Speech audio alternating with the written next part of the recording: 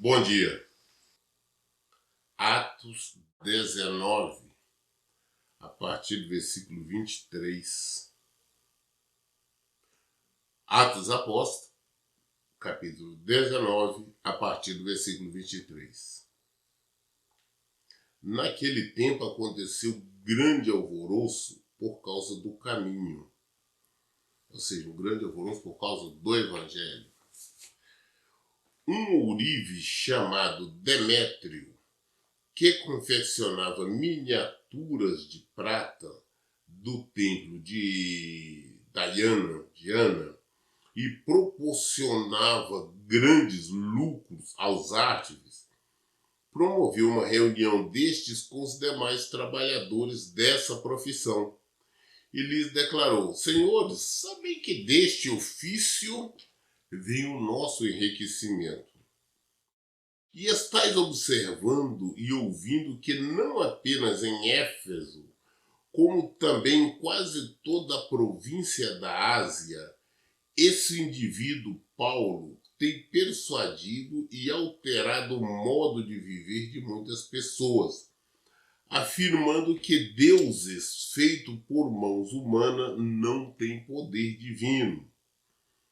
Ao continuar isto, corremos o risco de ver não apenas nossa arte perder o prestígio que ostenta diante de todos, como também de o templo da grande deusa Diana, cair em descrédito. E mais, de a própria deusa, hoje adorada em toda a província da Ásia e em todo o mundo, ser destituída da sua majestade divina. Então, esse Demétrio, ele trabalhava, o trabalho dele era fazer imagens, miniaturas desta tal deusa Diana, e vendia, né? Lá na cidade de Éfeso tinha um templo desta deusa. Então, o povo era adorador dessas imagens. Então ele vendo os lucros dele diminuírem, os negócios dele diminuírem, porque nós vimos que Deus ali, agindo através de Paulo, muita gente se converteram, queimaram seus livros, as coisas erradas, abandonando o erro, o pecado, confessando publicamente os seus erros, se arrependendo e abandonando. E abandonando essa crença. E Paulo pregando exatamente o evangelho, dizendo que não existe Deus feito por mãos humanas. E isso estava incomodando o Demétrio. Ele viu, ele veio falar juntou os colegas de profissão. Ele falou: olha, esse cara tá alterando o modo de viver das pessoas na região, tá alterando toda a maneira delas viverem.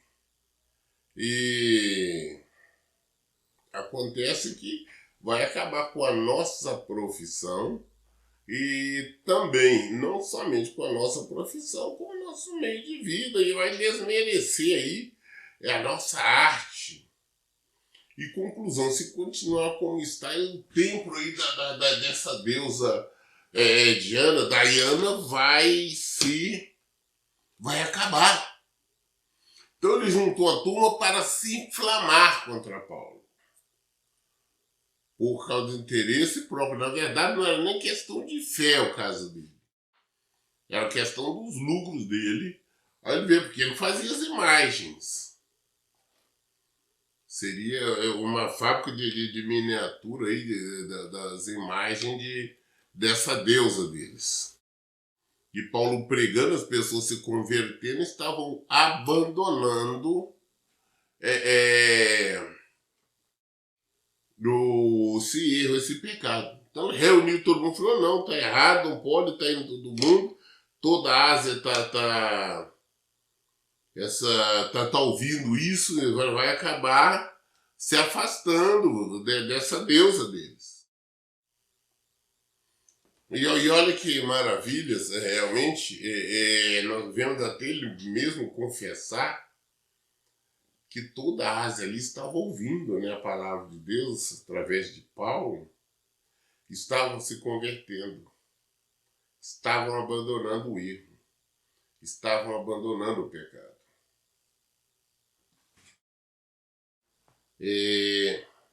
Versículo 28. Assim que ouviram isso, foram tomados de grande ira e começaram a exclamar: grande é a Diana dos Efésios. E rapidamente toda a cidade foi envolvida por absoluto alvoroço. O povo correu alucinado para o teatro, arrastando os companheiros de ministério de Paulo, os macedônios Gaio e Aristarco. Então Paulo quis apresentar-se à multidão, mas os discípulos contiveram.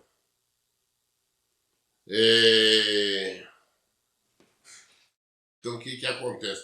E fez aquele alvoroço, aquela revolta, e foram lá no teatro, né, que era na escola de Tirano, né, onde Paulo ficou lá anos pregando, ensinando, e Paulo não estava lá na hora, mas eles arrastaram os companheiros dele, né, alguns irmãos, alguns discípulos do Senhor.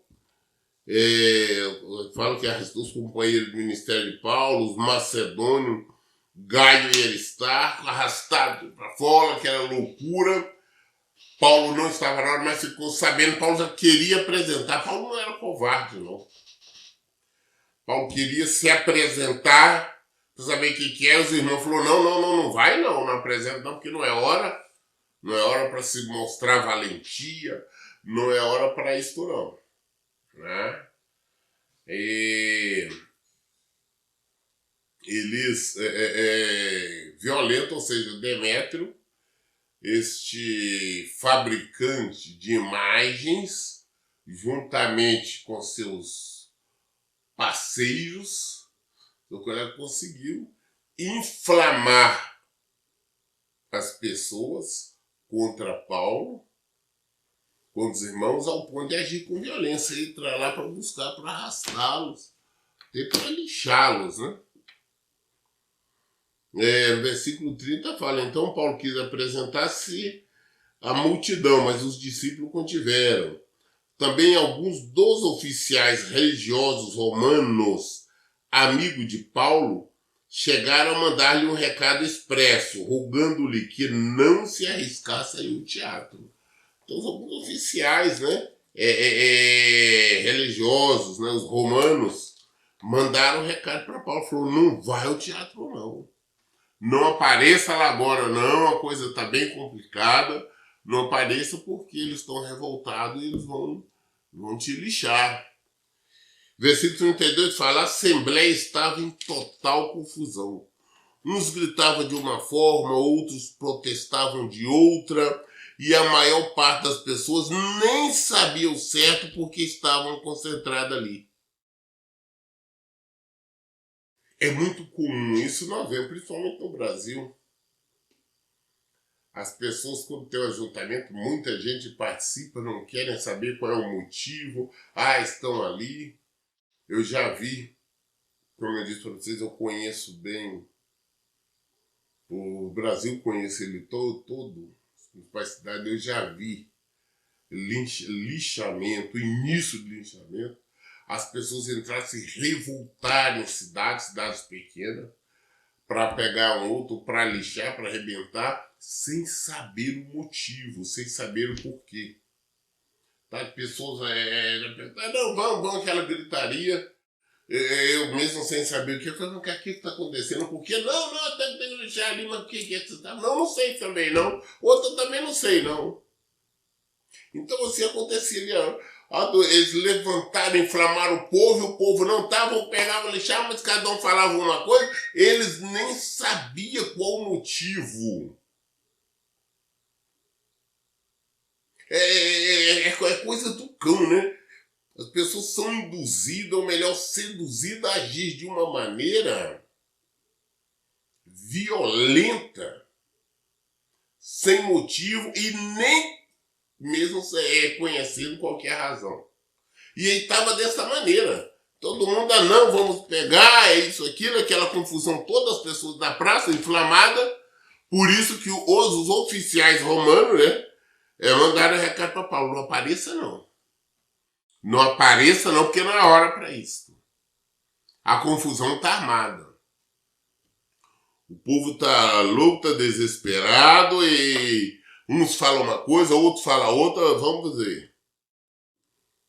Então, naquela confusão, versículo 33, um grupo saído da multidão julgou que Alexandre fora o causador daquele tumulto, quando os judeus o impeliram para que fosse à frente.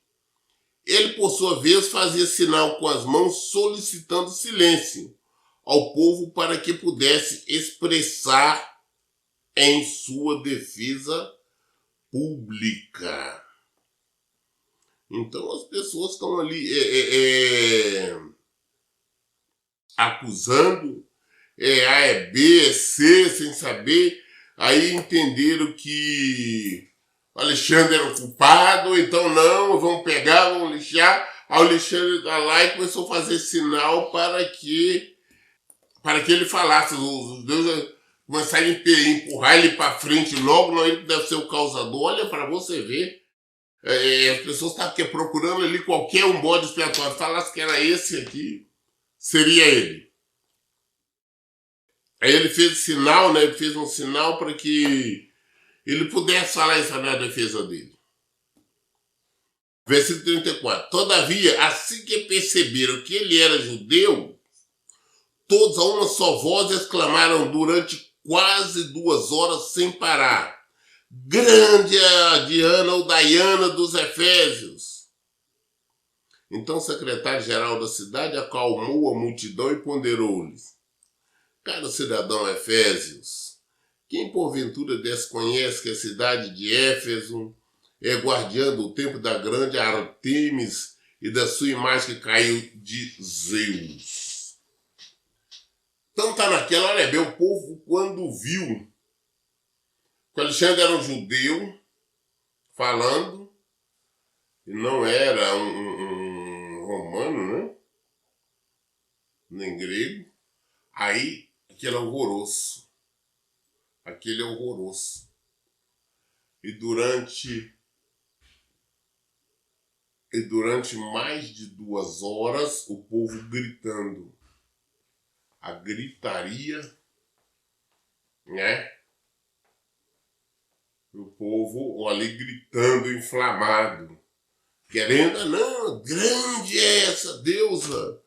A deusa aí dos Efésios, grande é essa deusa Diana ou Diana, não sei como se pronuncia isso, grande é ela, grande é essa deusa, e aquela coisa, olha bem, o povo ficou aproximadamente 2 horas gritando ali, esgoelando, né, por causa dessa suposta deusa deles aí. Então o que acontece?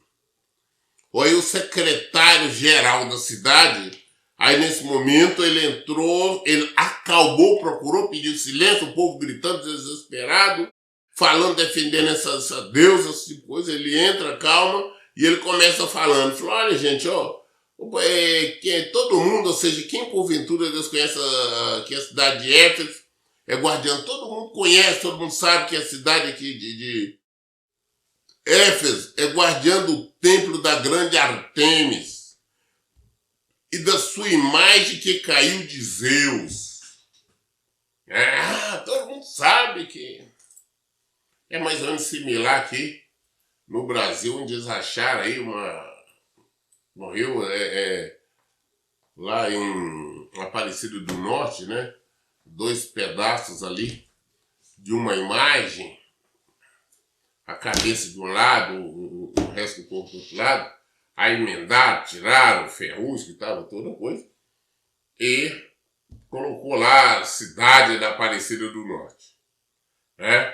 Colocou o nome da cidade, ou seja, onde que apareceu a Aparecida lá. Então, conclusão, ele estava falando da mesma maneira. Ah, não, todo mundo sabe que aqui a cidade de Éfeso é guardiã da deusa Artemis, que caiu de Zeus, né? Ele falando que todo mundo sabia disso, e que, versículo 36, portanto, considerando que esses acontecimentos são inegáveis, convém que vos aquieteis e nada façais irrefletidamente. Porque esses homens que aqui trouxeste não são ladrões de templos, nem tampouco blasfemaram contra a nossa deusa. Assim se Demétrios e os artífices que acompanham têm alguma queixa contra alguém, os tribunais estão abertos e há procônsulos para isso. Eles que apresentem suas denúncias ali. Contudo, haja qualquer outro pleito, esse deverá ser decidido em assembleia regular conforme a lei. Porquanto, da forma como estamos procedendo, corremos o risco de sermos acusados de perturbar a ordem pública, tendo em vista o tumulto ocorrido hoje. E neste caso não nos haveria motivo razoável que pudéssemos alegar para justificar tamanha movimentação do povo. E tendo dito isso, desfez a assembleia. Então o secretário aparece e falou, olha, todo mundo sabe que Éfeso é a cidade guardiã do templo aí, né, dessa deusa aí, Artemis, dessa grande Artemis. Que caiu de Zeus, da imagem que caiu de Zeus. Todo mundo, e uma vez que isso é confirmado, é inegável, ou seja, é certo para eles, né, na época, uma vez que todos vocês sabem como acreditam nisso, bom, não tem, não vão pensar de ele tinha que estar fazendo qualquer bobagem. Porque estes homens, né, que estão aí, eles não blasfemaram contra o templo, nem nada disso. Então vamos tomar cuidado. Agora, se o Demétrio, ele com os colegas de profissão dele, os artistas, se tem alguma coisa contra, que vão então procurar os procônsulos, né? Os tribunais apresentem a queixa formal e então eles vão chamar então os irmãos, chamar Paulo para tomar devidas providências, interrogá-lo, qualquer coisa. Mas vocês não podem nós não podemos estar fazendo isso aqui, esse tumulto está sendo feito aqui, porque vamos acabar sendo acusados de estarmos fazendo tumulto, desordem pública. Nós estaremos errados e não teremos como justificar isso.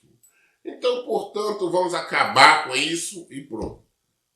Então, veja você, esse secretário-geral veio e conseguiu acalmar tudo, acabar com tudo. Aquele levante que Demétrio tinha feito, ele chegou e acabou.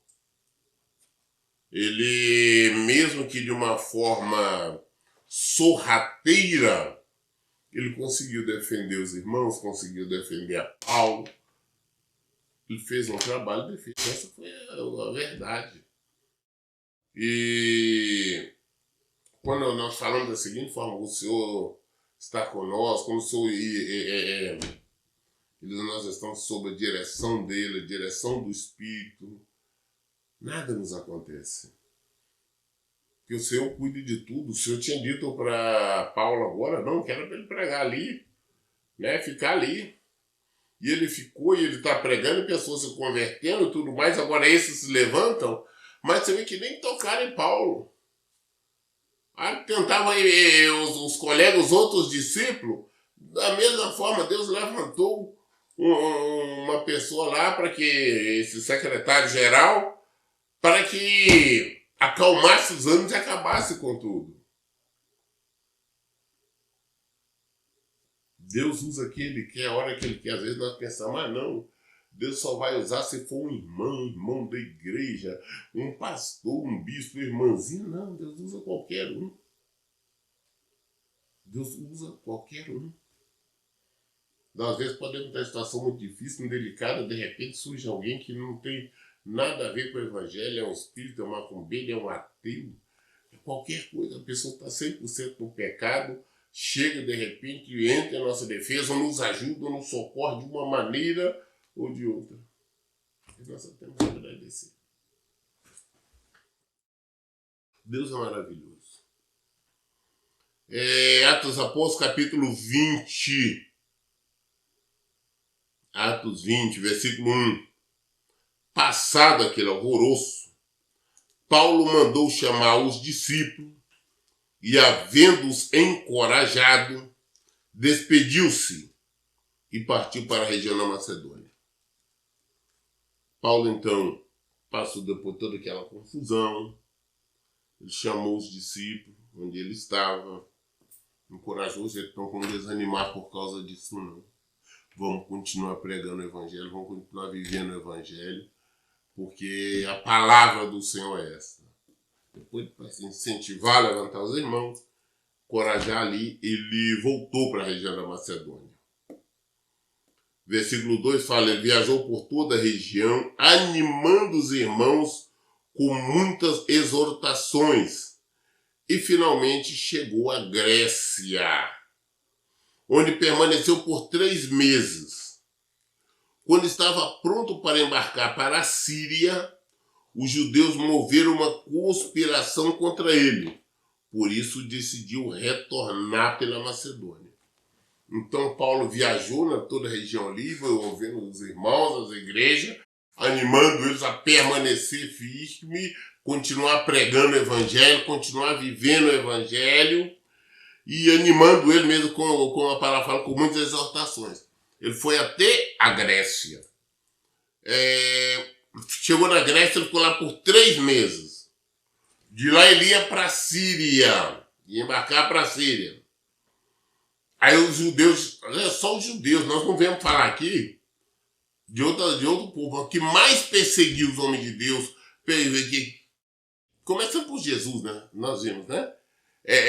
Todos o caminho foram judeus. Não foram estrangeiros, não. Foi aqueles que tinham obrigação de agir de maneira diferente, ao contrário, defender o evangelho. Mas foram esses que mais agiram contra.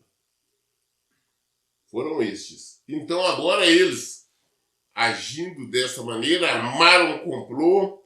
Novamente, Paulo estava praticamente como um bandido procurado. Ele era procurado por todos os países. Você via que todo lugar que ele chegava, acontecia as perseguições.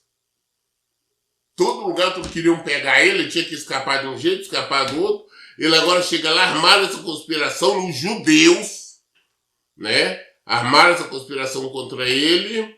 Aí o que foi? De vez dele ir para a Síria, ele voltou, passou então pela Macedônia. Sempre fugindo, escapando dos judeus. No que ele foi acompanhado por Sópatro, filho de Pirro, de Bereia, Aristarco e Segundo de Tessalônica, Gaio de Derbe e Timóteo, além de Tíquico e Trófimo, da província da Ásia. Então nós vemos que ele foi acompanhado por alguns companheiros, alguns irmãos, alguns discípulos seus junto com ele. Versículo 5 fala, esses irmãos, porém, foram adiante e nos esperaram em Troade. E nós, depois dos dias dos pães sem fermento, navegamos de Filipos e em 5 dias nos encontramos com ele no porto de Troade, onde ficamos por mais 7 dias. Então, esses irmãos e eles, né? Esses irmãos foram à frente, foram direto para Troade, foi à frente deles, e eles foram e navegaram também. Quando falam, nós também navegamos, estão falando que é Lucas, né? O escritor, aquele que o Espírito Santo usou para escrever o livro Atos dos Apóstolos. Então, juntamente com Paulo, né? Então, Lucas, depois eles foram, depois da festa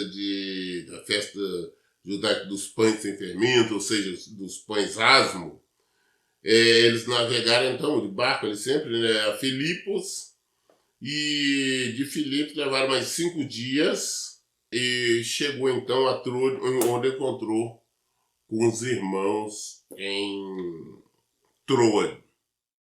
5 dias que eles gastaram ali, o barco gastou de Filipos a Troade. Versículo 7. No primeiro dia da semana, isto é, gente, domingo. Quando a Bíblia se refere ao primeiro dia da semana, se refere ao domingo. Domingo é o primeiro dia da semana. No primeiro dia da semana, nos reunimos com a finalidade de partir o pão. O domingo é o dia em que, quando fala partir o pão, é o dia da ceia. Fazer aquilo que o Senhor nos manda. Então tem igreja aí, como é que eu falo, congregações, denominações, que serve a ceia dia de quarta, dia de terça, dia de quinta. Tem pessoas, igreja, denominações, que leva a ceia a pessoa que está em outro lugar, qualquer dia da semana, não. A ceia é dia de domingo. É o primeiro dia da semana. Não se reúne qualquer outro dia da semana para cear. Pastor, na igreja aqui tem ceia domingo e sábado, o dia que as pessoas não podem vir no domingo, serve no sábado. Não pode. É só no domingo, só no primeiro dia da semana, quando se reúne para partir o pão. Tá? Reúne para partir o pão. Ou seja, no domingo eles reuniram a finalidade de pregar o evangelho, viver o evangelho, ouvir a mensagem e partir o pão. Não é assim, não, estávamos reunidos e resolvemos partir o pão, não. Se reúne para partir o pão. Domingo. Todo domingo. Não é uma vez por mês, não, um dia, não. É todos o primeiro dia da semana. Nós nos reunimos para partir o pão. As pessoas acham, não, pode ser no domingo, pode ser no sábado, não. Nós temos que praticar a Bíblia, nós temos que praticar o Evangelho. É no domingo, primeiro dia de semana, nos reunimos para partir o pão. O que nós fazemos aqui? Nós nos reunimos no culto todo domingo, nós partimos o pão. Então vamos continuar aqui. No primeiro dia da semana, nos reunimos com a finalidade de partir o pão e Paulo pregou ao povo. Planejando seguir viagem no dia seguinte, continuou falando até meia-noite. Havia muitas tochas iluminando a grande sala no piso superior onde estávamos reunidos. Certo jovem chamado Eutico, que estava sentado numa das janelas, adormeceu profundamente durante o longo sermão de Paulo. Vencido pelo sono, caiu do terceiro andar. Quando tentaram erguê-lo, já estava morto. Então, o que acontece? Primeiro dia de semana, reuniu, como Paulo ia viajar no dia seguinte, ali ele ficou pregando o sermão nele, estava administrando o culto, ficou com os irmãos pregando ali. Até quase meia-noite ele estava pregando o evangelho, tá?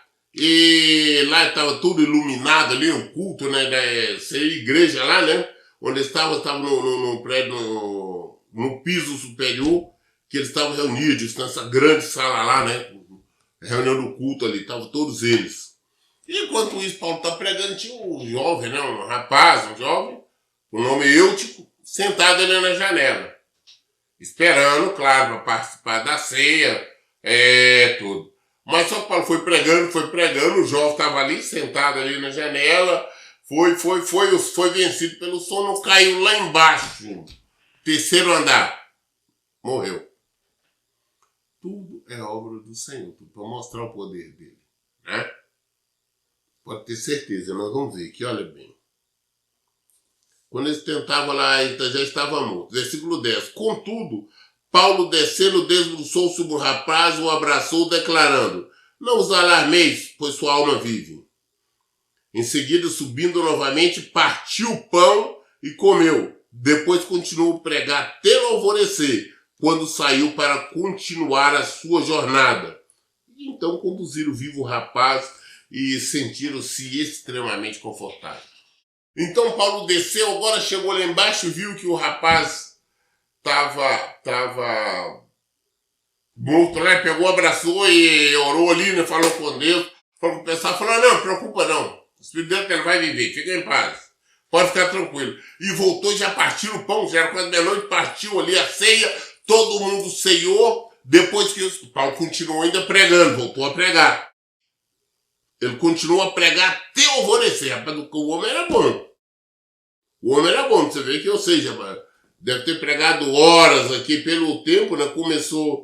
Deve ter começado ali no início da tarde, 6, 7 horas, Paulo pregou até quase meia-noite, serviram a ceia e depois Paulo continuou a pregar até o alvorecer. Pô, o homem tinha uma garganta tremenda, terrível. E Deus usava, ele pregou mesmo, ele fazia aquilo que o Pai mandava. E pregou, e no final, ele pregou então, depois ele continuou, depois ele saiu e foi continuar a jornada dele para onde ele ia. Conclusão, depois foi lá o eutico jovem estava vivo. O Senhor tinha dado vida a ele, assim como Paulo tinha feito. Muito bem, nós lemos hoje Atos, até o Atos capítulo 20, até o versículo 12. Amanhã, querendo Deus, querendo o Senhor, nós daremos continuidade a partir do versículo 13. Todas as dúvidas nós esclarecemos na Bíblia. Por isso eu digo, em todo tempo, leiam e pratiquem a Bíblia. Que Deus abençoe.